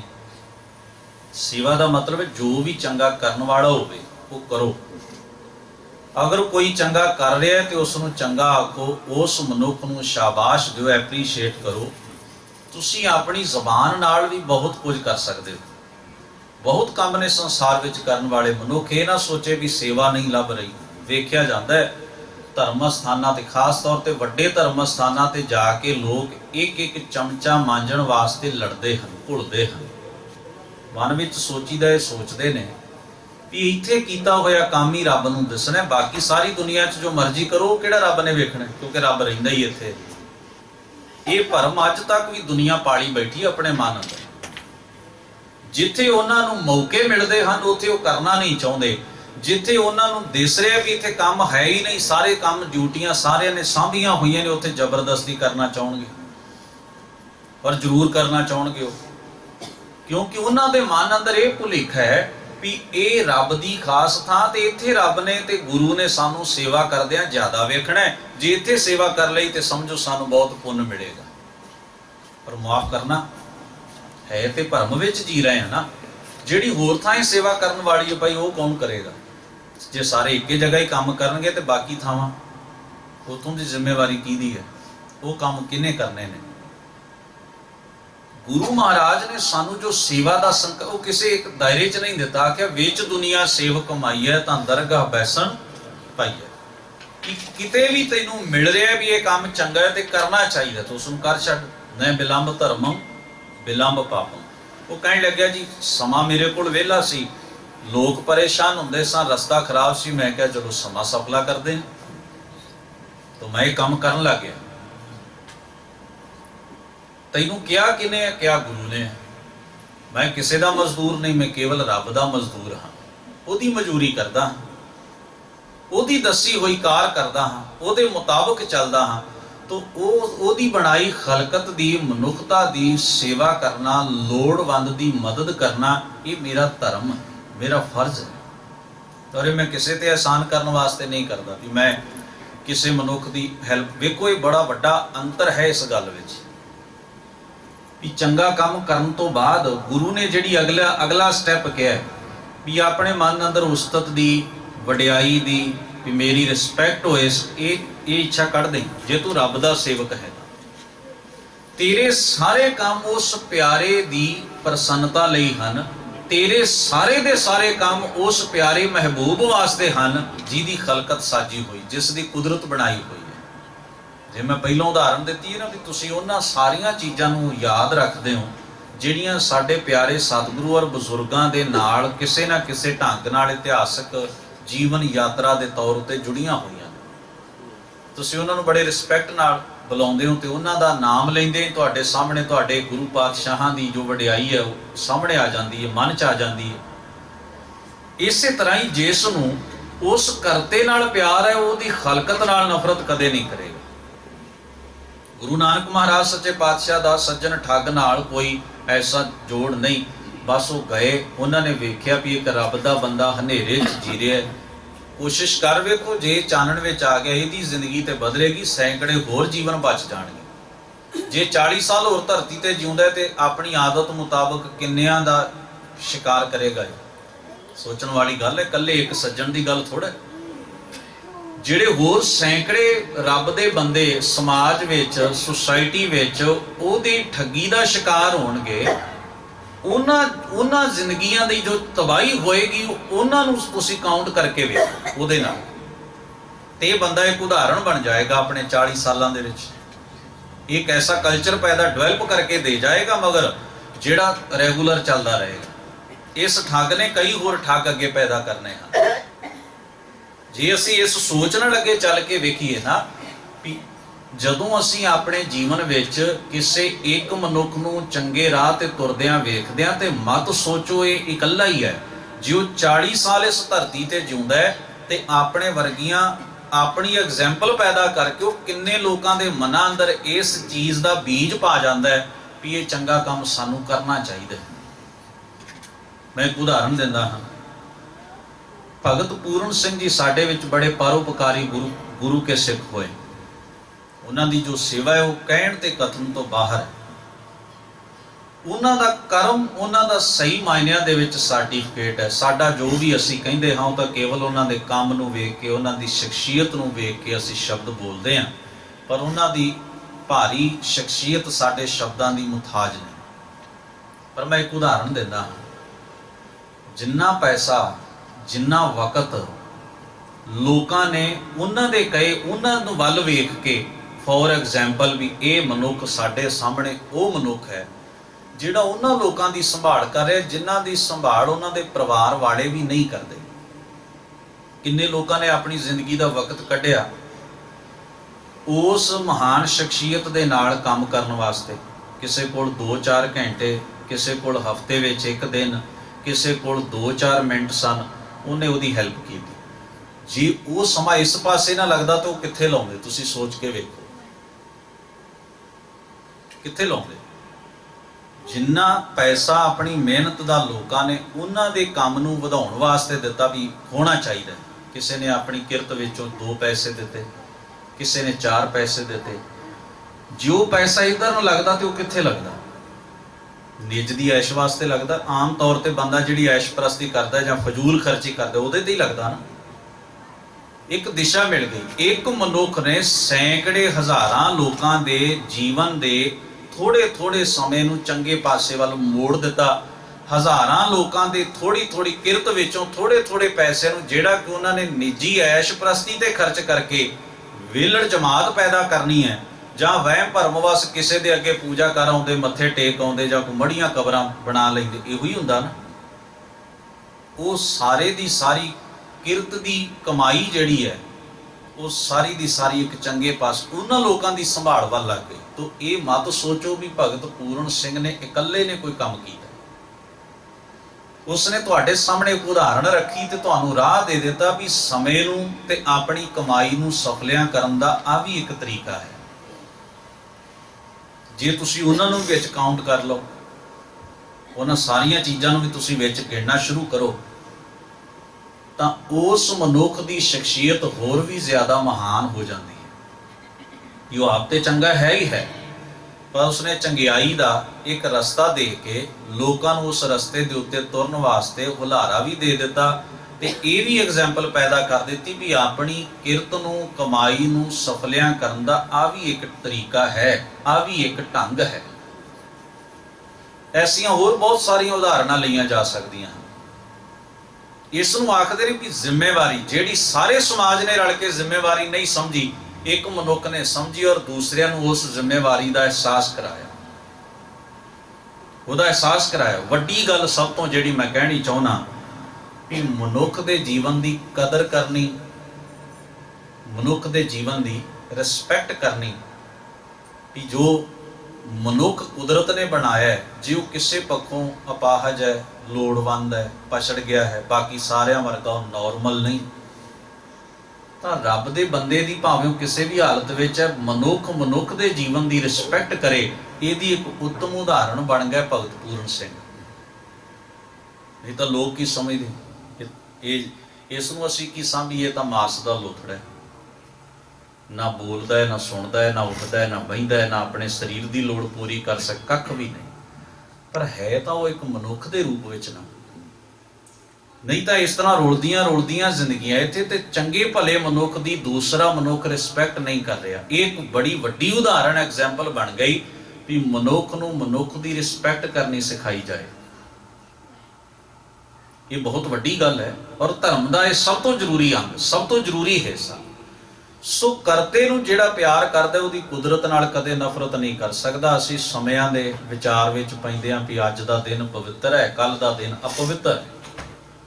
ਅਸੀਂ ਤਰੀਕਾਂ ਵੀ ਪਵਿੱਤਰ ਤੇ ਅਪਵਿੱਤਰ, ਸ਼ੁਭ ਤੇ ਅਸ਼ੁਭ ਬਣਾ ਲਈਆਂ, ਦਿਨ ਵਾਰ ਵੀ ਸ਼ੁਭ ਅਸ਼ੁਭ ਬਣਾ ਲੈ, ਮਹੂਰਤ ਕਢਾ ਕੇ ਅਸੀਂ ਇਹ ਸੋਚਦੇ ਹਾਂ। ਵਹਿਮ ਪਾਉਣ ਵਾਲੇ ਸਾਨੂੰ ਕਹਿੰਦੇ ਆ ਘੜੀ ਤੁਹਾਡੇ ਲਈ ਅਸ਼ੁਭ ਹੈ, ਯਾਨੀ ਕਿ ਬਣਾਉਣ ਵਾਲੇ ਨੇ ਗਲਤੀ ਕਰ ਲਈ। ਇਹੀ ਮਤਲਬ ਨਿਕਲਿਆ। ਇਹ ਸਾਰਾ ਕੁਝ ਸਿਰਜਦਾ ਕੌਣ ਹੈ? ਰੱਬ, ਅਕਾਲ ਪੁਰਖ। ਪਰ ਤੁਹਾਡਾ ਗੁਰੂ ਤੇ ਗੱਲ ਬਾਣੀ ਦੇ ਵਿੱਚ ਕਹਿੰਦਾ ਹੈ ਕਿ ਪੂਰੇ ਕਾ ਕੀਆ ਸਭ ਕੁਛ ਪੂਰਾ, ਘੱਟ ਵੱਧ ਕਿਛ ਨਹੀਂ। ਮਾਹ ਦਿਵਸ ਮਹੂਰਤ ਪੜੇ ਜਿਸ ਕੋ ਨਦਰ ਕਰੇ, ਨਾਨਕ ਮੰਗੈ ਦਰਸ਼ ਦਾਨ ਕਿਰਪਾ ਕਰੋ ਹਰੇ। ਜੋ ਸ਼ੁਭ ਤੇ ਅਸ਼ੁਭ ਦੇ ਚੱਕਰ ਵਿੱਚ ਪੈ ਗਿਆ, ਸਮਝੋ ਉਸਨੇ ਇਹ ਗੱਲ ਦਾਅਵੇ ਨਾਲ ਕਹਿ ਦਿੱਤੀ ਵੀ ਉਸ ਕਰਤੇ ਦੀ, ਉਸ ਪ੍ਰਭੂ ਅਕਾਲ ਪੁਰਖ ਦੀ ਸਿਰਜੀ ਹੋਈ ਕੁਦਰਤ ਵਿੱਚ ਉਸਨੇ ਸਿਰਜਦਿਆਂ ਭੁੱਲਾਂ ਕੀਤੀਆਂ ਨੇ, ਗਲਤੀਆਂ ਕੀਤੀਆਂ ਨੇ। ਜਦੋਂ ਕਿ ਸਾਡੇ ਹਜ਼ੂਰ ਨੇ ਸਾਨੂੰ ਇਹ ਮੱਤ ਦਿੱਤੀ ਵੀ ਭੁੱਲਣ ਵਿੱਚ ਕੀਆ ਸਭ ਕੋਈ, ਕਰਤਾ ਆਪ ਨਾ ਭੁੱਲੇ। ਵੀ ਉਹ ਭੁੱਲ ਹੈ, ਭੁੱਲ ਗੁਰੂ ਕਰਤਾਰ। ਤੋ ਗਰੀਬ ਨਵਾਜ਼ ਸਤਿਗੁਰੂ ਮਹਾਰਾਜ ਕਹਿੰਦੇ ਨੇ ਇਹਦਾ ਭਾਵ ਹੈ ਵੀ ਅਸੀਂ ਆਪਣੇ, ਜਿਵੇਂ ਅਸੀਂ ਕਿਸੇ ਨੂੰ ਕਹਿ ਦਈਏ ਵੀ ਅਸੀਂ ਤੇਰਾ ਬਹੁਤ ਰਿਸਪੈਕਟ ਕਰਦੇ ਹਾਂ ਪਰ ਤੇਰਾ ਕੰਮ ਕੋਈ ਵੀ ਚੰਗਾ ਨਹੀਂ, ਉਹ ਅਗਲਾ ਕਹੇਗਾ ਨਾ ਵੀ ਜਦੋਂ ਮੇਰਾ ਕੰਮ ਹੀ ਕੋਈ ਨਹੀਂ ਚੰਗਾ ਤੂੰ ਰਿਸਪੈਕਟ ਕਾਹਦੀ? ਚਾਪਲੂਸੀ ਕਰਦੇ ਹੋ ਨਾ ਫਿਰ, ਵੀ ਤੇਰੇ ਕੱਪੜੇ ਚੰਗੇ ਨਹੀਂ, ਤੇਰੀ ਬੋਲੀ ਚੰਗੀ ਨਹੀਂ, ਤੇਰੀ ਸ਼ਕਲ ਚੰਗੀ ਨਹੀਂ, ਵੈਸੇ ਤੂੰ ਸਾਨੂੰ ਚੰਗਾ ਲੱਗਦਾ ਹੈ। ਹੱਦ ਹੋ ਗਈ। ਇਹ ਕੈਸੀ ਸ਼ੋਭਾ ਹੈ, ਇਹ ਕੈਸਾ ਸਤਿਕਾਰ, ਕਿਹੋ ਜਿਹੀ ਰਿਸਪੈਕਟ ਹੋਵੇ ਜਿੱਥੇ ਚੰਗਾ ਕੁਝ ਵੀ ਨਹੀਂ ਲੱਗ ਰਿਹਾ, ਫਿਰ ਵੀ ਅਸੀਂ ਜ਼ਬਾਨ ਤੋਂ ਕਹਿ ਰਹੇ ਹਾਂ ਵੀ ਫਿਰ ਵੀ ਚਲੋ ਤੁਸੀਂ ਚੰਗੇ ਹੀ ਹੋ, ਵੈਸੇ ਤੁਹਾਡਾ ਕੋਈ ਕੰਮ ਤੇ ਤੁਹਾਡੀ ਸ਼ਕਲੋ ਸੂਰਤ ਤੇ ਤੁਹਾਡਾ ਸਾਰਾ ਕੁਝ ਘਟੀਆ ਹੈ, ਗਲਤੀਆਂ ਭਰਿਆ ਹੈ, ਤੋ ਚੰਗਿਆਈ ਕਿਹੜੀ ਹੋਈ? ਅਸੀਂ ਕਰਤੇ ਨੂੰ ਉਹਦੀ ਕੁਦਰਤ ਰਾਹੀਂ ਹੀ ਜਾਣਦੇ ਹਾਂ। ਇਸ ਵਾਸਤੇ ਮਹਾਰਾਜ ਕਹਿੰਦੇ ਜਿਹੜਾ ਕੁਦਰਤ ਵਿੱਚ ਕਾਣ ਕੱਢਦਾ ਵੀ ਰੱਬ ਦੇ ਬਣਾਏ ਬੰਦੇ ਵੀ ਚੰਗੇ ਨਹੀਂ, ਅਸੀਂ ਇਹਨਾਂ ਨੂੰ ਵਰਗ ਵੰਡ ਕਰਕੇ ਨਫ਼ਰਤਾਂ ਦੇ ਬੀਜ ਬੀਜੇ, ਔਰ ਰੱਬ ਦੀ ਕੁਦਰਤ ਵੀ ਚੰਗੀ ਨਹੀਂ, ਇਸ ਨੂੰ ਜ਼ਹਿਰ, ਇਸ ਨੂੰ ਮਾਇਆ ਤੇ ਇਸ ਨੂੰ ਕਈ ਕੁਝ ਕਹਿ ਕੇ ਭੰਡ ਛੱਡਿਆ ਅੱਜ ਤੱਕ ਤਿਆਗੀ ਲੋਕਾਂ ਨੇ। ਤਾਂ ਗੁਰੂ ਮਹਾਰਾਜ ਦਾ ਇਹ ਸਵਾਲ ਸੀ ਵੀ ਫਿਰ ਜਿਸ ਕਰਤੇ ਦੀ ਤੁਹਾਨੂੰ ਕੁਦਰਤ ਹੀ ਚੰਗੀ ਨਹੀਂ ਲੱਗੀ, ਕਰਤੇ ਦੀ ਮਖਲੂਕ ਹੀ ਚੰਗੀ ਨਹੀਂ ਲੱਗੀ, ਖਲਕਤ ਹੀ ਚੰਗੀ ਨਹੀਂ ਲੱਗੀ, ਇਹਦਾ ਸਿੱਧਾ ਮਤਲਬ ਤੇ ਹੋਇਆ ਵੀ ਤੁਸੀਂ ਕਰਤੇ ਦੇ ਕਰਮ ਵਿੱਚ ਔਗਣ ਕੱਢਦੇ ਹੋ, ਕਿ ਉਹ ਭੁੱਲਣਹਾਰ ਭੁੱਲਦਾ ਹੈ, ਉਹ ਭੁੱਲ ਨਹੀਂ ਰਿਹਾ। ਜਿਹਦੀ ਕਿਰਤ ਤੁਹਾਨੂੰ ਚੰਗੀ ਨਹੀਂ ਲੱਗਦੀ ਉਹ ਕਰਦਾ ਕਿਵੇਂ ਚੰਗਾ ਲੱਗੇਗਾ? ਤੋ ਜੇ ਤੁਹਾਡਾ ਕਰਤੇ ਨਾਲ ਪਿਆਰ ਹੈ ਤੇ ਤੁਸੀਂ ਜਿੰਨਾ ਵੀ ਜੀਵਨ ਜਿਉਂਦੇ ਹੋ ਉਹਦੇ ਪਿਆਰ ਵਿੱਚ ਜਿਉਂਦੇ ਹੋ। ਇਸ ਵਾਸਤੇ ਗਰੀਬ ਨਵਾਜ਼ ਸਤਿਗੁਰੂ ਸੱਚੇ ਪਾਤਸ਼ਾਹ ਜੋ ਆਪਣੀ ਮੁਬਾਰਕ ਬਾਣੀ ਵਿੱਚ ਪ੍ਰੇਮ ਦੀ ਵਿਆਖਿਆ ਕਰਦੇ ਹਨ ਉਹ ਇਹ ਹੈ ਵੀ ਉਸ ਕਰਤੇ ਦੇ ਰਾਹ ਦੇ ਉੱਤੇ ਤੁਰਨਾ, ਨੇਕੀ ਨੂੰ, ਧਰਮ ਨੂੰ, ਸੱਚ ਨੂੰ ਕਮਾਉਣਾ, ਔਰ ਉਹਦੀ ਰਜ਼ਾ ਤੇ ਉਹਦੇ ਹਰ ਹੁਕਮ ਨੂੰ ਮਿੱਠਾ ਕਰਕੇ ਮੰਨਣਾ, ਉਹਦੇ ਹਰ ਹੁਕਮ ਨੂੰ, ਉਹਦੀ ਰਜ਼ਾ ਨੂੰ ਧੁਰ ਆਤਮਾ ਤੱਕ ਹੰਡਾਉਣਾ ਤੇ ਜੀਣਾ। ਸੋ ਗਰੀਬ ਨਵਾਜ਼ ਗੁਰੂ ਨਾਨਕ ਮਹਾਰਾਜ ਕਹਿੰਦੇ ਨੇ, ਅਸੁਨ ਆਓ ਪਿਰਾ ਸਾ ਤਨ ਝੂਰ ਮੋਈ।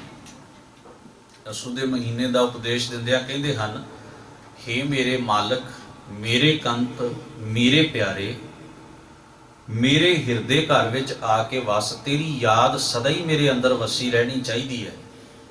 ਤੇਰੀ ਯਾਦ ਤੋਂ ਬਿਨਾ ਮੇਰੀ ਇਹ ਜਿੰਦ ਝੋਰਾ ਕਰਕੇ, ਚਿੰਤਾ ਕਰਕੇ, ਤੇਰੇ ਵਿਛੋੜੇ ਦੇ ਵਿੱਚ ਦੁੱਖ ਭੋਗਦਿਆਂ ਭੋਗਦਿਆਂ ਅੰਦਰੋਂ ਅੰਦਰ ਲੋਚ ਰਹੀ ਹੈ, ਮਰ ਰਹੀ ਹੈ। ਤਾਂ ਮਿਲੀਏ ਪ੍ਰਭ ਮਿਲੇ। ਹਜ਼ੂਰ ਕਹਿੰਦੇ ਪਰ ਉਹਦੇ ਨਾਲ ਵੀ ਤਦੋਂ ਮਿਲਿਆ ਜਾ ਸਕਦਾ ਜੇ ਖੁਦ ਉਹਦੀ ਰਹਿਮਤ, ਉਹਦੀ ਬਖਸ਼ਿਸ਼ ਤੇ ਉਹਦੀ ਕਿਰਪਾ ਹੋਵੇ। ਭਾਵ ਉਹਦੇ ਨਾਲ ਜਿਹਦਾ ਮਿਲਾਪ ਹੈ ਉਹ ਵੀ ਇਹ ਮਤ ਸੋਚੇ ਕਿ ਇਹ ਉਹਦੀ ਚਤੁਰਾਈ, ਉਹਦੀ ਦਾਨਾਈ ਜਾਂ ਉਹਦੀ ਚਲਾਕੀ ਕਰਕੇ ਹੋਇਆ। ਘਾਲ ਨਾ ਮਿਲਿਓ, ਸੇਵ ਨਾ ਮਿਲਿਓ, ਮਿਲਿਓ ਆਏ ਅਚਿੰਤਾ, ਜਾ ਕਉ ਦਇਆ ਕਰੀ ਮੇਰਾ ਠਾਕੁਰ, ਤੈਨੂੰ ਗੁਰਹਿ ਕਮਾਨੋ ਮੰਨਤਾ। ਇਹਨੂੰ ਉਹਦੀ ਰਹਿਮਤ ਤੇ ਬਖਸ਼ਿਸ਼ ਕਿਹਾ ਗਿਆ। ਹਜ਼ੂਰ ਕਹਿੰਦੇ ਨੇ ਦੂਜੇ ਭਾਏ ਹੋਈ, ਨਹੀਂ ਤਾਂ ਇਹ ਮੇਰੀ ਜਿੰਦ ਦੂਜੇ ਭਾਅ ਵਿੱਚ, ਭਾਵ ਇੱਕ ਰੱਬ ਨੂੰ ਛੱਡ ਕੇ ਹਉਮੈ ਵਿੱਚ, ਹੰਕਾਰ ਵਿੱਚ, ਈਰਖਾ ਵਿੱਚ, ਨਫ਼ਰਤ ਵਿੱਚ, ਦਵੈਸ਼ ਵਿੱਚ, ਲੋਭ ਲਾਲਚ ਵਿੱਚ, ਐਸੇ ਵਿਕਾਰਾਂ ਤੇ ਅਵਗੁਣਾਂ ਵਿੱਚ ਪੈ ਕੇ ਖੁੰਝ ਰਹੀ ਹੈ, ਖੁਆਰ ਹੋ ਰਹੀ ਹੈ। ਇਹ ਸਾਰੇ ਜਿਹੜੇ ਔਗਣ ਨੇ ਮਨੁੱਖੀ ਜੀਵਨ ਦੇ, ਇਹ ਮੈਨੂੰ ਬਾਰ-ਬਾਰ ਤੰਗ ਪਰੇਸ਼ਾਨ ਕਰਦੇ, ਦੂਜੇ ਭਾਵ ਵਿੱਚ ਮੈਂ ਲੱਗਾ ਹੋਇਆ। ਝੂਠ ਵਿਗੁੱਤੀ ਤਾਂ ਫਿਰ ਮੁਕਤੀ। ਹਜ਼ੂਰ ਕਹਿੰਦੇ ਨੇ ਜਿਹੜੀ ਜਿੰਦ ਝੂਠ ਵਿੱਚ ਲੱਗੀ ਹੋਈ ਹੈ, ਕੁਦਰਤੀ ਸੱਚ ਨੂੰ ਸਮਝਣ ਤੇ ਅਪਣਾਉਣ ਤੋਂ ਬਿਨਾਂ ਅਗਿਆਨਤਾ ਦੇ ਹਨੇਰੇ 'ਚ ਟੱਕਰਾਂ ਖਾਂਦਿਆਂ ਵਿਕਾਰਾਂ ਨੂੰ ਭੋਗ ਰਹੀ ਹੈ, ਉਹ ਝੂਠ ਵਿੱਚ ਲੱਗੀ ਹੈ। ਜਿਹੜੀ ਜਿੰਦ ਵਿਕਾਰਾਂ ਨੂੰ ਭੋਗ ਰਹੀ ਹੈ, ਹਰ ਵੇਲੇ ਜੋ ਕਾਮ ਵਿੱਚ ਖਚਤ ਹੈ, ਕ੍ਰੋਧ ਵਿੱਚ ਡੁੱਬਿਆ ਹੋਇਆ, ਈਰਖਾ, ਦਵੈਸ਼, ਨਫ਼ਰਤ ਤੇ ਲੋਭ ਲਾਲਚ ਵਿੱਚ ਹੈ, ਹਉਮੈ ਤੇ ਹੰਕਾਰ ਦੀ ਜ਼ਿੰਦਗੀ ਜੀ ਰਿਹਾ ਹਰ ਵਕਤ। ਹਜ਼ੂਰ ਮਹਾਰਾਜ ਕਹਿੰਦੇ ਉਹ ਝੂਠ ਵਿੱਚ ਜੁੜੀ ਹੋਈ ਐਸੀ ਜਿੰਦ ਉਸ ਪਿਆਰੇ ਪ੍ਰੀਤਮ ਦੇ ਨਾਲੋਂ ਸਦਾ ਟੁੱਟੀ ਰਹਿੰਦੀ ਹੈ, ਵਿਛੜੀ ਰਹਿੰਦੀ ਹੈ। ਪਰ ਮਹਾਰਾਜ ਕਹਿੰਦੇ ਨੇ ਕੁੱਕਹ ਕਾਹ ਸੇ ਫੁੱਲੇ। ਜਦੋਂ ਅੱਸੂ ਦਾ ਮਹੀਨਾ ਆਉਂਦਾ, ਸਰਦੀ ਪਸਰਨੀ ਸ਼ੁਰੂ ਹੋ ਜਾਂਦੀ ਹੈ। ਖਾਸ ਰੂਪ ਵਿੱਚ ਸਾਡੇ ਇਤਿਹਾਸਕਾਰਾਂ ਨੇ ਲਿਖਿਆ ਵੀ ਗੁਰੂ ਨਾਨਕ ਮਹਾਰਾਜ ਨੇ ਇਹ ਤੁਖਾਰੀ ਰਾਗ ਦਾ 12 ਮਾਹ ਆਪਣੇ ਸਰੀਰਕ ਜਾਮੇ ਦੇ ਅੰਤਲੇ ਪੜਾਅ ਵਿੱਚ ਆ ਕੇ ਉਚਾਰਨ ਕੀਤਾ ਤੇ ਲਿਖਿਆ। ਗੁਰੂ ਮਹਾਰਾਜ ਦੇ ਸਾਹਮਣੇ ਉਦਾਹਰਨਾਂ ਸਨ ਕੁਦਰਤ ਦੀਆਂ, ਨੇਚਰ ਦੀਆਂ, ਕਿ ਜਿਸ ਖਿੱਤੇ ਵਿੱਚ ਉਹ ਰਹਿੰਦੇ ਸਨ ਉਸ ਜਗ੍ਹਾ ਦੇ ਉੱਤੇ ਉਹਨਾਂ ਦੇ ਆਲੇ ਇਰਦ ਗਿਰਦ ਕਾਈ ਬਹੁਤ ਹੁੰਦੀ ਸੀ, ਰਾਵੀ ਦਰਿਆ ਦੇ ਕੰਢੇ ਦੇ ਉੱਤੇ, ਔਰ ਪਿਲਚੀ ਦੇ ਬੂਟੇ ਹੁੰਦੇ ਸਨ। ਪਰ ਜਦੋਂ ਅੱਸੂ ਦਾ ਮਹੀਨਾ ਆਉਂਦਾ, ਥੋੜੀ ਥੋੜੀ ਠੰਡ ਉਤਰਨੀ ਪਸਰਨੀ ਸ਼ੁਰੂ ਹੋ ਜਾਂਦੀ, ਤਾਂ ਉਸ ਵੇਲੇ ਕੀ ਹੁੰਦਾ ਵੀ ਉਹ ਹੌਲੀ ਹੌਲੀ ਫਿਰ ਸੁੱਕਣੇ ਸ਼ੁਰੂ ਹੋ ਜਾਂਦੇ, ਕਾਈ ਵੀ ਸੁੱਕਣ ਲੱਗ ਪੈਂਦੀ, ਪਿਲਛੀ ਵੀ ਸੁੱਕਣ ਲੱਗ ਪੈਂਦੀ। ਮਹਾਰਾਜ ਕਹਿੰਦੇ ਨੇ ਔਰ ਉਹਨਾਂ ਦੇ ਉੱਤੋਂ ਨਿੱਕਾ ਜਿਹਾ ਚਿੱਟਾ ਜਿਹਾ ਬੂਰ ਝੜ ਝੜ ਕੇ ਉੱਡਦਾ ਰਹਿੰਦਾ। ਤਾਂ ਉਹਦੀ ਉਦਾਹਰਣ ਗੁਰੂ ਨਾਨਕ ਮਹਾਰਾਜ ਨੇ ਕੋਟ ਕੀਤੀ ਹੈ, ਜੋ ਕੁਦਰਤੀ ਤੌਰ ਤੇ ਮੌਸਮ ਦੇ ਬਦਲਾਵ ਨਾਲ ਉਹਨਾਂ ਚੀਜ਼ਾਂ ਦੇ ਉੱਤੇ ਜੋ ਉਹਨਾਂ ਦਾ ਜੋ ਖੇੜਾ ਗਵਾਚਦਾ ਔਰ ਹੌਲੀ ਹੌਲੀ ਉਹਨਾਂ ਤੋਂ ਚਿੱਟੀ ਚਿੱਟੀ ਰੂਹ ਉੱਡਣੀ ਸ਼ੁਰੂ ਹੋ ਜਾਂਦੀ ਹੈ। ਗਰੀਬ ਨਵਾਜ ਕਹਿੰਦੇ ਨੇ ਇਸੇ ਤਰ੍ਹਾਂ ਮੇਰਾ ਜੀਵਨ ਤੇਰੇ ਵਿਛੋੜੇ ਦੇ ਵਿੱਚ ਸੁੱਕਦਾ ਜਾ ਰਿਹਾ ਹੈ। ਜਿਵੇਂ ਪਿਲਚੀ ਦੇ ਬੂਟੇ ਸਰਦੀ ਨਾਲ ਸੁੱਕ ਗਏ, ਜਿਵੇਂ ਕਾਈ ਹੌਲੀ ਹੌਲੀ ਸੁੱਕਣ ਲੱਗ ਪਈ, ਇਸੇ ਤਰ੍ਹਾਂ ਹੇ ਪਿਆਰੇ ਤੇਰੀ ਯਾਦ ਤੋਂ ਬਿਨਾ ਮੇਰੇ ਅੰਦਰ ਵੀ ਇਹੋ ਜਿਹਾ ਸੋਕਾ ਵਾਪਰ ਰਿਹਾ ਹੈ। ਤੇਰੀ ਯਾਦ ਤੋਂ ਬਿਨਾ ਮੈਂ ਸੁੱਕ ਰਿਹਾ ਹਾਂ। ਮੇਰਾ ਆਤਮਿਕ ਖੇੜਾ ਅੰਦਰ ਦੀ ਹਰਿਆਵਲ, ਚੰਗਿਆਈ ਤੇ ਚੰਗੇ ਸੁਭਾਅ ਵਾਲੇ ਪਾਸਿਓਂ ਮੈਂ ਟੁੱਟਦਾ ਜਾ ਰਿਹਾ। ਤੋ ਗਰੀਬ ਨਵਾਜ ਪਾਤਸ਼ਾਹ ਕਹਿੰਦੇ ਨੇ ਆਗੇ ਘਾਮ ਪਿੱਛੇ ਉਤ ਜਾਡਾ ਦੇਖ ਚਲਤ ਮਨ ਡੋਲੇ। ਜੋ ਸਮਾਂ ਲੱਗ ਗਿਆ ਅੱਗੇ ਉਹ ਸੀ ਗਰਮੀ ਦਾ ਸਮਾਂ। ਹੁਣ ਅੱਸੂ ਦੇ ਮਹੀਨੇ ਤੋਂ ਬਾਅਦ ਜਿਹੜਾ ਸਮਾਂ ਆਏਗਾ ਉਹ ਆਏਗਾ ਭਲ ਭਾਈ ਠੰਡ ਦਾ ਸਮਾਂ। ਪਰ ਇਹ ਮਿੱਠੀ ਰੁੱਤ ਹੈ ਅੱਸੂ ਦੇ ਮਹੀਨੇ ਦੀ। ਇਸ ਵਾਸਤੇ ਗੁਰੂ ਪਾਤਸ਼ਾਹ ਨੇ ਕਿਹਾ ਇਸ ਮਹੀਨੇ ਦੇ ਪ੍ਰਥਾਏ ਵੀ ਆਗੇ ਘਾਮ ਜਿਹੜਾ ਲੰਘ ਗਿਆ ਹੈ ਉਹ ਭਲ ਭਾਈ ਗਰਮੀ ਦਾ ਸਮਾਂ ਸੀ। ਆਗੇ ਰੁੱਤ ਔਰ ਜੋ ਲੰਘ ਗਿਆ, ਜੋ ਆਉਣ ਵਾਲਾ ਸਮਾਂ ਹੈ ਉਹ ਜਾਡਾ ਘੋਰ ਸਰਦੀ ਦਾ ਸਮਾਂ ਹੈ। ਜਾਨੀ ਕਿ ਇੱਕ ਬਹੁਤ ਜ਼ਿਆਦਾ ਗਰਮੀ ਦਾ ਮੌਸਮ ਤੇ ਇੱਕ ਬਹੁਤ ਜ਼ਿਆਦਾ ਸਰਦੀ ਦਾ ਮੌਸਮ, ਜਿਹਨੂੰ ਹਿਮਕਰ ਰੁੱਤ ਕਿਹਾ, ਬਰਫੀਲੀ ਰੁੱਤ। ਤੇ ਹਜ਼ੂਰ ਮਹਾਰਾਜ ਕਹਿੰਦੇ ਦੋਵੇਂ ਹੀ ਰੁੱਤਾਂ ਨੂੰ ਮੈਂ ਹੰਢਾ ਕੇ ਮੇਰਾ ਮਨ ਡੋਲ ਰਿਹਾ ਵੀ ਇੱਕ ਤਾਂ ਮੈਂ ਬਹੁਤ ਗਰਮੀ ਹੰਢਾ ਲਈ, ਹੁਣ ਅੱਗੇ ਬਹੁਤ ਜ਼ਿਆਦਾ ਸਰਦੀ ਹੈ।